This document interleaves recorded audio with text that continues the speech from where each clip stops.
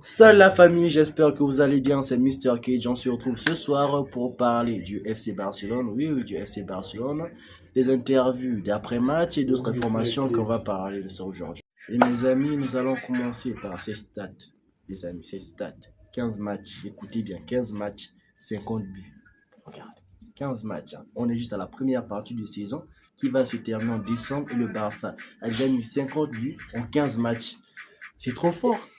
Pendant que, soi-disant, la meilleure équipe du monde, bon, certes, c'est la meilleure équipe du monde, mais les Galactiques, avec Kylian Mbappé, Vinicius, Bellingham, ils n'ont même pas marqué 50 buts. Et pourtant, là, dès l'arrivée de Mbappé, on se dit, non, Mbappé, elle va venir, il va marquer je sais pas combien de buts, Bellingham va enchaîner des buts, Vinicius pareil, mais là, qu'est-ce qui se passe en ce moment? Le Barça, avec juste un seul joueur recruté, Daniel Mo, 50 millions, juste lui, un milieu de terrain, il est venu, ça a tout changé. 50 buts en 15 matchs. Écoutez bien, 50 buts en 15 matchs. Et les gars, nous allons enchaîner avec l'interview de Pau Kubarsi sur la ligne d'orge du Barça qui est très haute et qui crée beaucoup de dégâts. Vraiment, ça fait beaucoup de dégâts. On a nos voisins madrilènes qui se rappellent très très très bien. On va commencer. Pau Kubarsi qui dit nous essayons toujours de jouer avec une ligne très haute pour laisser l'adversaire hors jeu. C'est risqué, vraiment risqué, mais nous devons le faire. Quand il examine dans la VAR, nous savons déjà qu'il est hors jeu, mais certains ont été justes. La plupart ont été justes, comme au Classico avec. On se rappelle quand même. Pour Kubarasi qui rappelle bien, déjà, ils disent qu'on pense nous tous que cette ligne d'hors-jeu est vraiment dangereux, parce que là, comme moi, j'ai un peu peur pour la deuxième partie du sang, parce qu'il y aura des équipes qui vont vraiment bien nous analyser, surtout en Ligue des Champions, et qui peuvent vraiment nous faire mal. Comme par exemple Manchester City, même si on a pu battre le Real et le Bayern, mais bon, à l'avenir, ils seront prudents, ils savent déjà que non, là on va jouer le Barça et on sera exposé à la ligne d'orge. Donc ils vont vraiment être attentifs sur ce point. Et les gars, après cette interview de Pau Kubarsi sur la ligne d'orge, nous allons enchaîner avec cette interview de Hansi Flick sur notre deuxième partie qui était vraiment, on peut dire, un peu catastrophique. Mais bon, on a juste encaissé un but. Heureusement, heureusement parce que là, les joueurs étaient trop relâchés, trop relâchés. Ça ne devait pas se faire, mais bon, on comprend un peu. Ils sortent d'une semaine chargée en claquant 4 buts contre le Real, 4 buts contre le Bayern, c'est quasiment normal. C'est quasiment normal. Et là, on va enchaîner avec Flick qui dit j'ai dit à l'équipe que j'accepterais la seconde mi-temps parce qu'ils ont fait un excellent travail jusqu'à présent. Mais mercredi, nous avons besoin d'une autre performance de haut niveau et complète. Voilà sur ce point. Parce que Flick le sait, il a dit, heureusement, parce que c'est absolument normal, parce que notre équipe sort d'une semaine vraiment chargée. On doit le comprendre. Et espérons vraiment bien que le mercredi, le Barça puisse vraiment être concentré du début jusqu'à la fin pour pouvoir obtenir ses 9 points et être encore mieux classé dans cette phase de Ligue des Champions. Et les amis, nous allons continuer avec toujours Hanso Flick qui va parler sur ses objectifs, sur ses 6 derniers matchs. Et sur ces 6 derniers matchs, le Barça a pu s'en sortir déjà. On est en 4 victoires et il est 2 victoires dans ces matchs qui étaient vraiment prestigieuses contre le Bayern. On s'est bien mangé du Bayern, on s'est très bien mangé du Bayern. Et aussi du Real Madrid qui a pris 4-0. Ouais, 4-0. C'était très beau, c'était vraiment beau, mais bon, j'ai un mal à côté de moi et il est pas content du tout. Mais que faire encore? Que faire encore? Mais on sort d'une très bonne semaine. Et là, hier, on a encore enchaîné sur une victoire et espérons qu'on puisse enchaîner encore avec une autre victoire le mercredi pour pouvoir être à l'aise et pour pouvoir aller en trêve. Et la trêve. Cette trêve nous crée beaucoup de problèmes. Mais moi, cette saison, ça va. On n'a pas de blessures.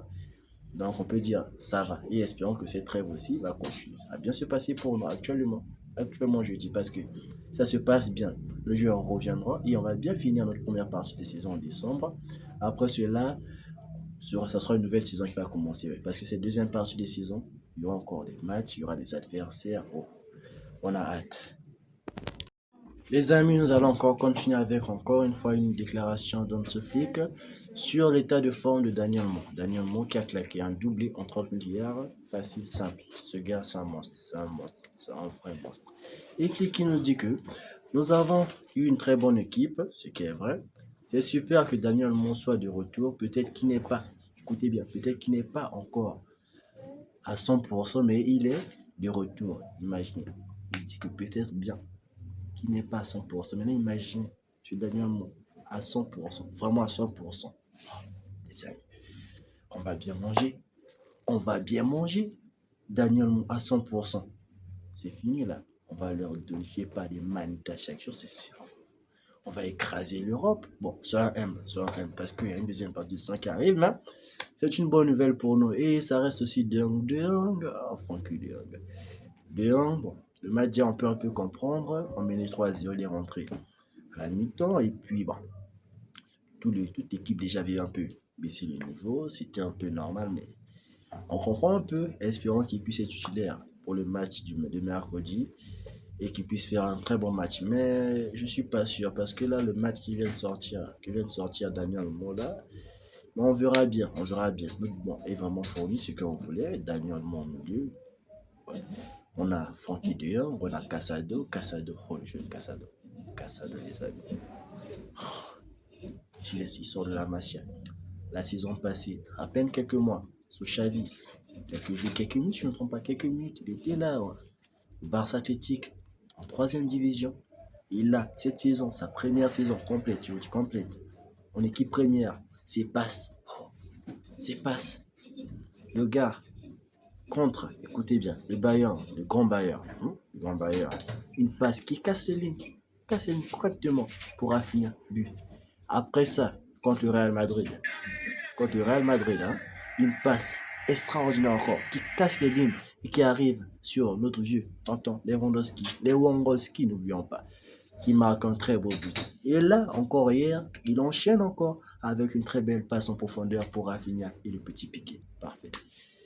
C'est trop bon, on vit bien. Et là, bon, on a aussi Gavi. Bon, Gavi, c'est un peu normal, il revient d'une longue blessure. On lui laisse du temps, ouais, on lui laisse du temps, mais ça, comme Gavi sera vraiment en forme là, vraiment ça sera compliqué parce que là, la deuxième partie de saison, avec un Gavi en forme, avec Frankie de Jong en forme, regardez, on aura peur de quoi les amis? On aura peur de quoi? Gavi en forme, Frankie de Jong en forme, Aroujo qui va revenir, Christensen qui revient. Et parlons des blessures. Et parlons des blessures. Hein? Hormis blessure, le Barça sans blessure, avec toute l'équipe au complet. Pour une deuxième partie de saison, on fera vraiment mal, vraiment, vraiment mal. Parce que là, l'équipe, la marge de progression encore là. On évolue, on ne s'est pas arrêté. Hein. On évolue. Macasado continue d'évoluer. Firmine va continuer d'évoluer. Gavi va retrouver sa forme. Oui, oui, il va retrouver sa forme totale. Il va retrouver sa forme. Frankie de Jong, on a avec lui, c'est sûr, c'est sûr. Déjà, ce qu'il nous avait montré contre le Classico, ça dit déjà tout, ça dit, ça part.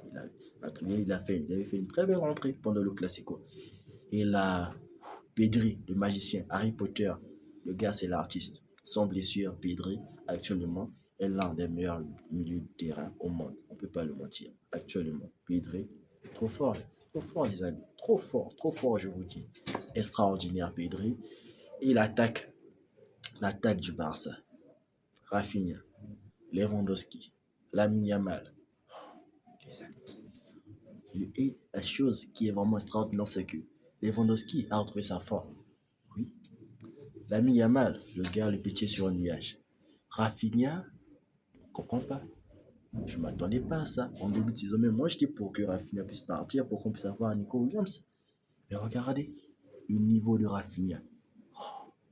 Le niveau de Rafinha, c'est extraordinaire. C'est vraiment extraordinaire. Et s'il continue sur cette lancée, ça sera bien pour nous, les amis. Ça sera très bien parce que là, il le fait dans des petits matchs, on peut le dire, et aussi dans des grands matchs. Il n'y a pas que non, Rafinha, il choisit. Non, non, il ne choisit pas de match, il s'en fout. À chaque match, il se donne à 100%. C'est ça ce qu'on veut voir. À chaque match, il se donne à 100%. Contre le Real, il était là à 100%.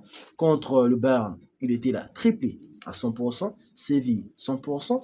Ah oui, ah oui. C'est fort, c'est vraiment fort, c'est vraiment fort.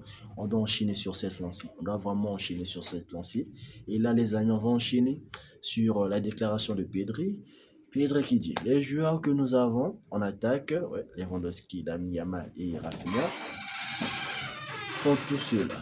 Quand vous donnez le ballon à Lamine, à Rafa, à Robert Lewandowski et surtout à Daniel Mo, le revenant, nous voulons continuer à créer des opportunités de cette manière. C'est déjà là. Parce que notre milieu de terrain, ça va déjà très bien.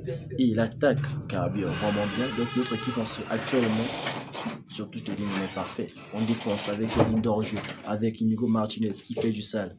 Le gars, le vieux, même moi je m'attendais qu'on puisse le vendre, mais non, il est resté. Et regardez le début de saison d'Inigo Martinez. Il est là. Il est intelligent. L'alignement.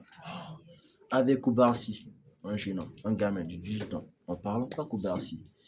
C'est comme s'il avait 20-30 ans. Mais il n'a que 18 ans, imaginez. Koubarsi, il n'a que 18 ans, imaginez la marge de progression.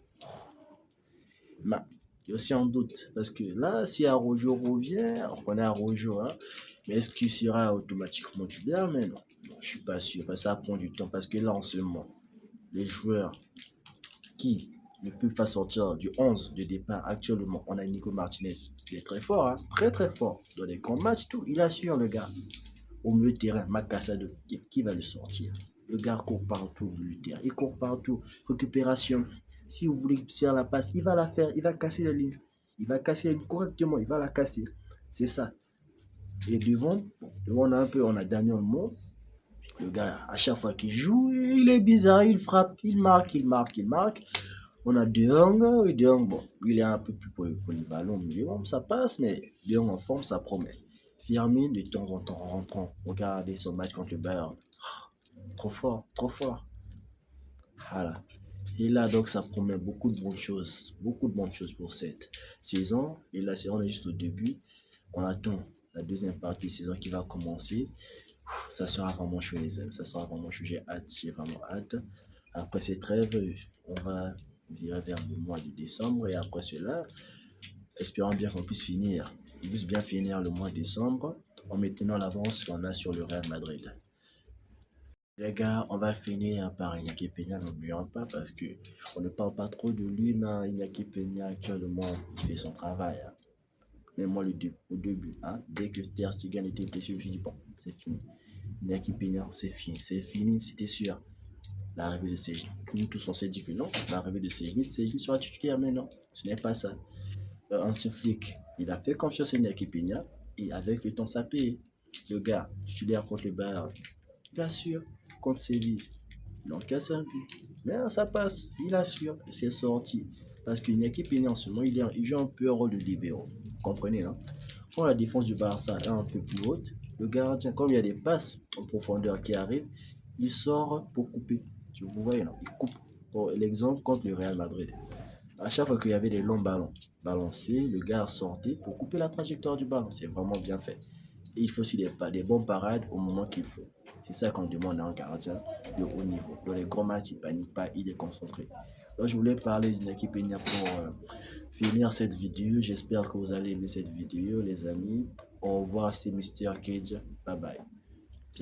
Bye bye. Et n'oubliez pas de vous abonner, de liker et de commenter cette vidéo si vous avez aimé.